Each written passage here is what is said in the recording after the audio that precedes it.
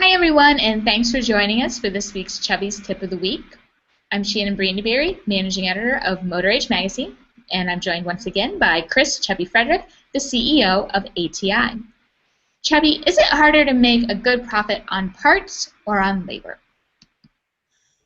Well, that's a little controversial too, but I would say based on my experience, it's a landslide that labor's much harder. Um, and you have to, we'll talk about exactly what I'm talking about as far as profit's concerned on labor.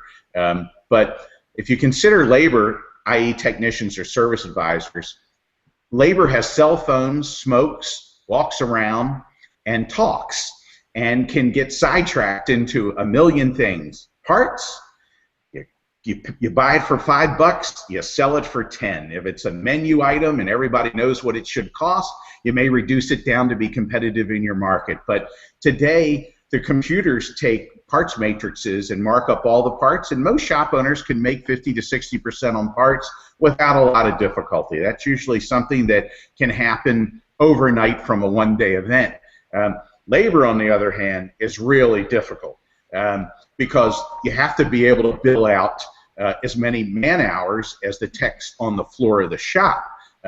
So the challenge with that is you have to be productive.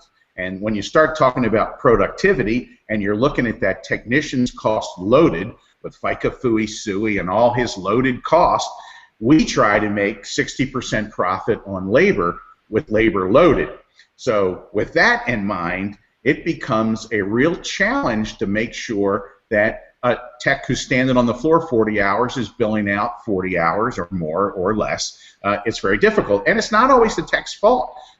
Sometimes the owner doesn't have enough cars in the building, and if there's not enough cars, then the service advisor can't sell the service, and consequently, it could be the owner's fault. Or there could be plenty of cars, and the service advisor's having a bad day, and the service advisor can't convert the estimates into repair orders, so the technician's labor goes down from that. So there's so many contributing factors that can mess up labor sales, but really the only thing that can mess up parts sales is the person behind the computer that either feels he can or he can't mark up the part to whatever level the owner decides he wants to achieve as a margin. So definitely labor is much tougher.